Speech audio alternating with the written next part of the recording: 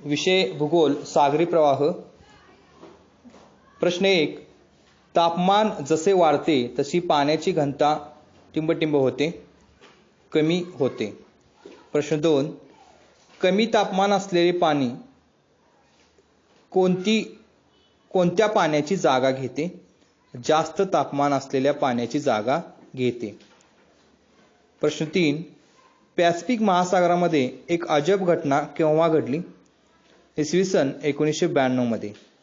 प्रश्न 4, एक मालवाहू जहाज कोणत्या देशाकडून कोणत्या देशाकडे निघाले होते? हाँगकाँगकडून अमेरिकेकडे निघाले होते। प्रश्न 5, पॅसिफिक महासागरामध्ये 1992 ला कोणती घटना घडली?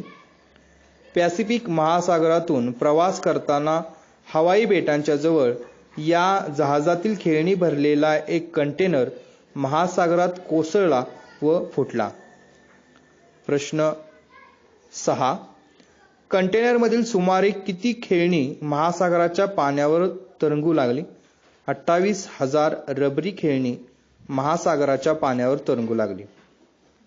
प्रश्न 7, ही घटना पॅसिफिक महासागरामध्ये केव्हा घडली? 10 जानेवारी 1992 रोजी ही घटना घडली। प्रश्न 8, या जहाजामधील खेळणी कोणत्या किनाऱ्यापर्यंत येऊन पोहोचली? अलास्काच्या किनाऱ्यापर्यंत येऊन पोहोचली। प्रश्न 9, अलास्काच्या किनाऱ्यापर्यंत खेळणी केव्हा येऊन पोहोचली? सुमारे 10 महिन्यांनी म्हणजेच 16 नोव्हेंबर 1992 रोजी यातील काही खेळणी चक्क अलास्काच्या किनाऱ्यापर्यंत येऊन पोहोचली। प्रश्न 10, काही खेळणी कोणत्या ठिकाणी जाऊन पोहोचली? बेरिंगची सामुद्रधुनी पार करत इसवी सन 2000 पर्यंत आर्क्टिककडे यातील काही खेळणी वाहत गेली।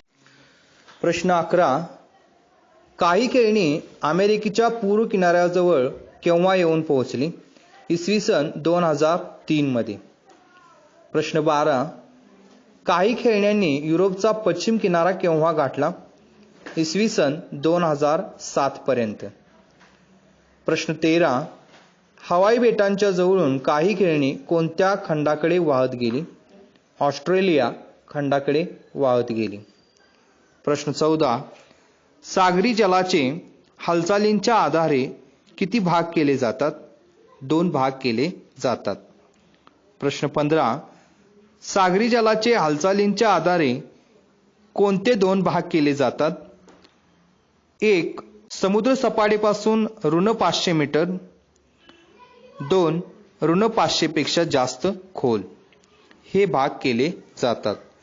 प्रश्न 16, समुद्रातील वरचा थर कोणाला मानले जाते? समुद्र सपाटीपासून 500 मीटर खोलीपर्यंतचा भाग हा वरचा थर मानला जातो। प्रश्न 17, कोणत्या ठिकाणी सूर्यकिरणाची उष्णता पोहोचू शकते?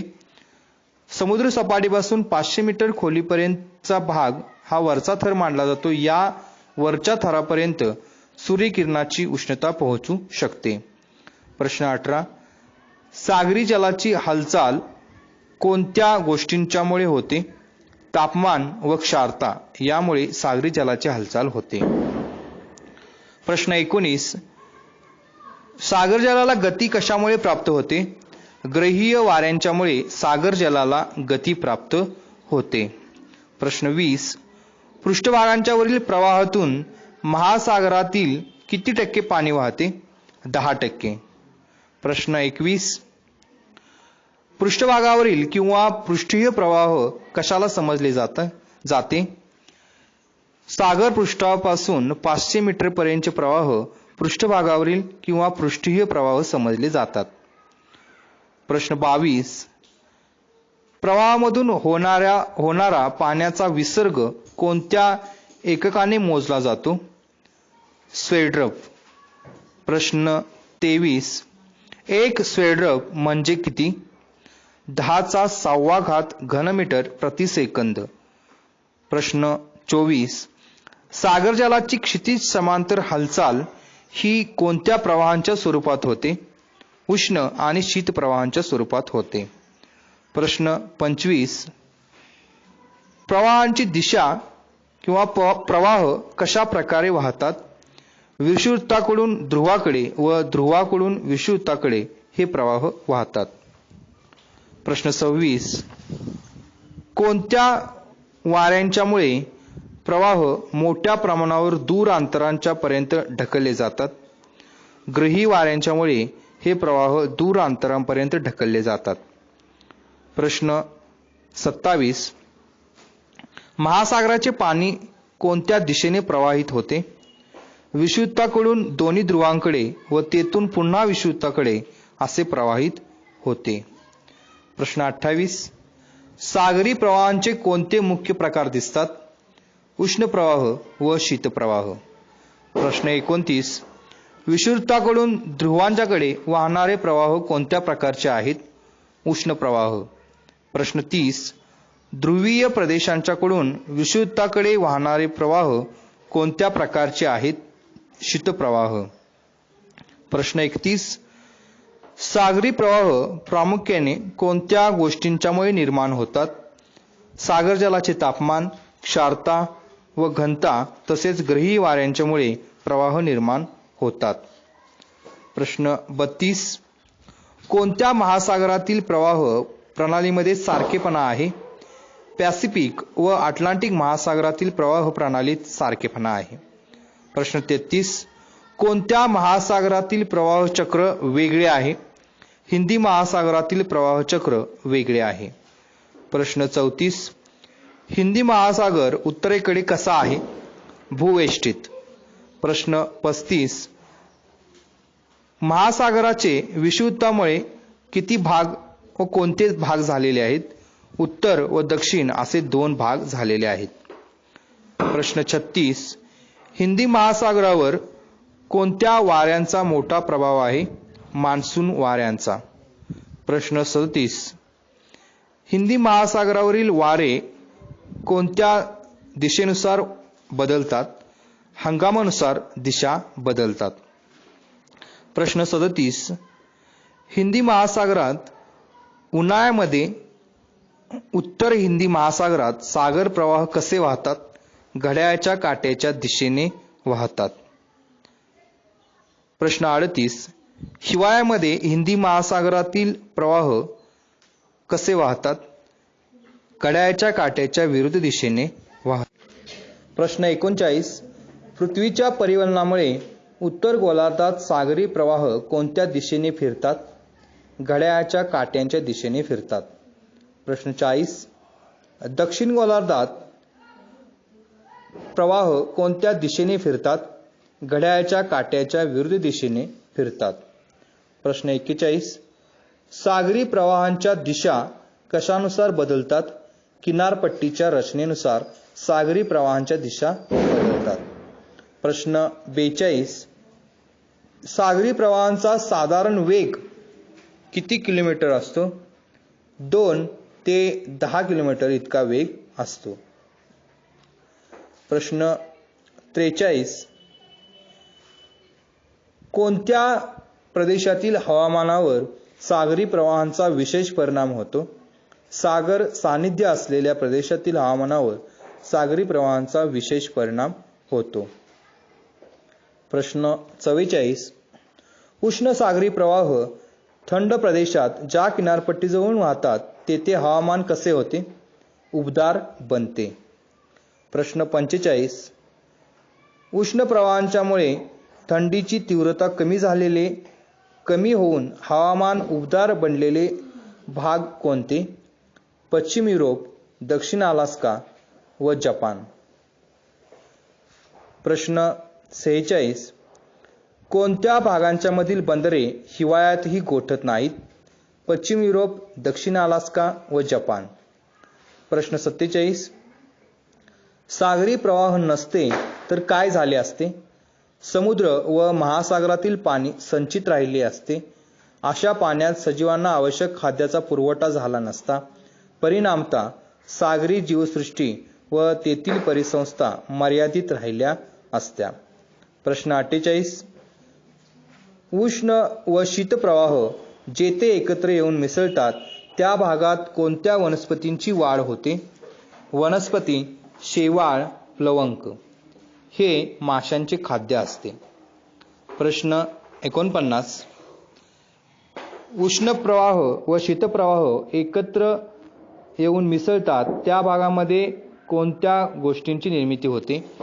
अशा भागामध्ये मोठी मत्स्यक्षेत्रे निर्माण झालेली असतात. प्रश्न 50. अटलांटिक महासागरातील उत्तर अमेरिका खंडाजवळील मत्स्यक्षेत्र कोणते? Grand bank. प्रश्न 51.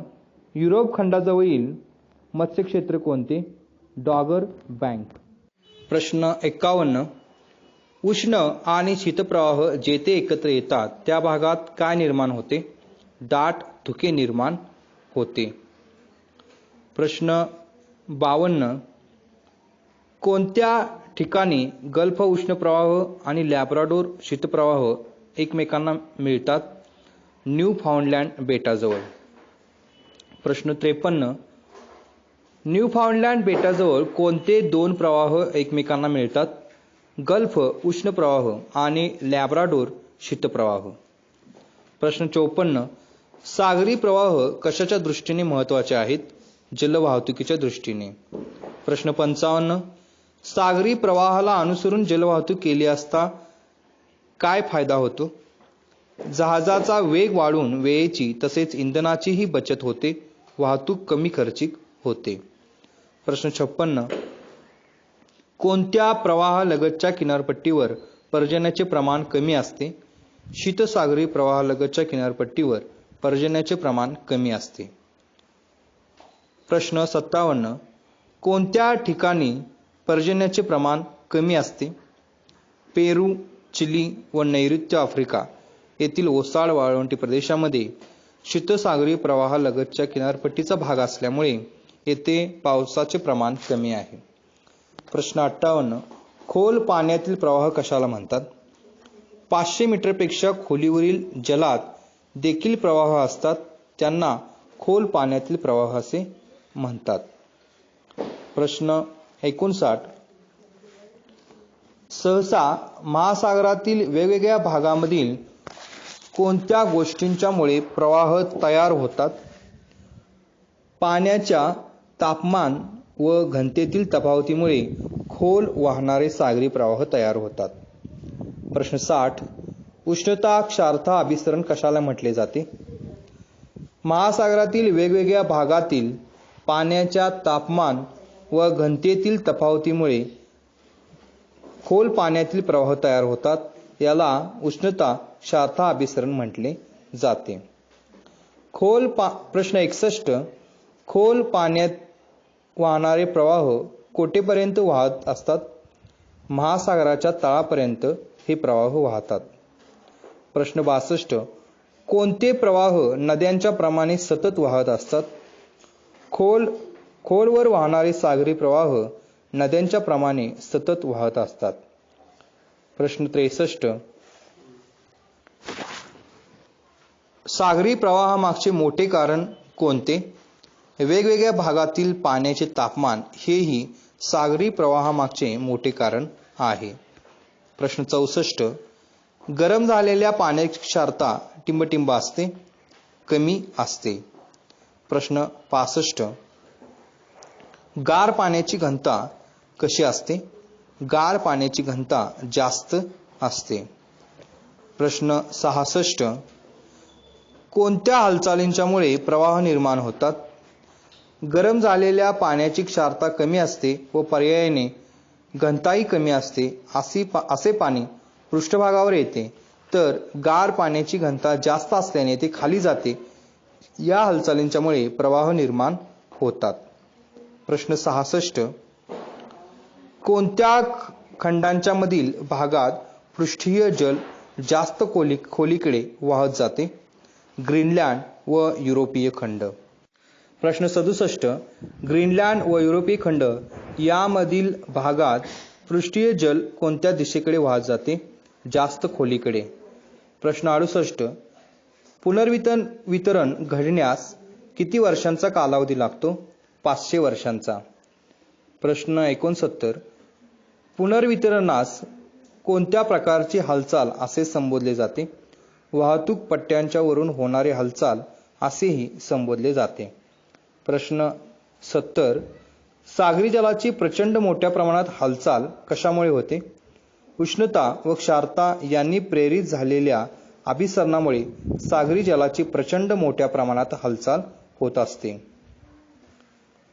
प्रश्न 71.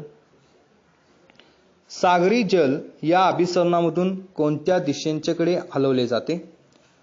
सागरी जल पृष्ठीय भागापासून तळाकडे व तळाकडून पृष्ठांकडे हलवले जाते. प्रश्न 72. अटलांटिक महासागरातील कोणता समुद्र सागरी प्रवाहाच्या चक्रीय आकृतिबंधामुळे तयार झालेला भाग आहे? सर्गासो समुद्र. प्रश्न 73. सर्गासो समुद्र सागरी प्रवाहांच्या कोणत्या बंधामुळे तयार झालेला आहे? चक्रीय आकृतिबंधामुळे. प्रश्न 74. ग्वायर्स कशाला म्हणतात?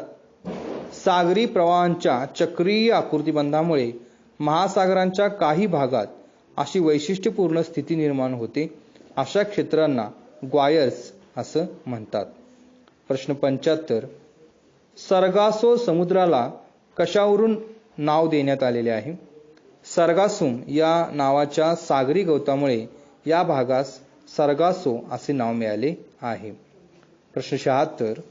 सर्गासो समुद्रातील सागरी जल कसे असते? सर्गासो समुद्रातील सागरी जल स्थिर असते. प्रश्न 77. सर्गासो समुद्राची रुंदी व लांबी किती आहे? 1100 किलोमीटर रुंद व 3200 किलोमीटर लांब. प्रश्न 78. सागरी प्रवाह किनाऱ्याच्या अगदी जवळून वाहत नाहीत तर ते कसे वाहतात? साधारणतः ते समुद्रबुड जमिनीच्या अधसीमेजवळून वाहतात. प्रश्न 79. पश्चिम वाऱ्यांच्या प्रभावाखाली म्हणजेच मध्य अक्षवृत्ताच्या आसपास सागरी प्रवाह कोणत्या दिशेकडे वाहतात? पश्चिमेकडून पूर्वेकडे वाहतात. प्रश्न 80. विषुवतीय प्रवाहांची वाहण्याची दिशा कोणती असते? पूर्वेकडून पश्चिमेकडे. प्रश्न 81. सागरी प्रवाहांचे आकृतिबंध कसे तयार होतात? चक्राकार.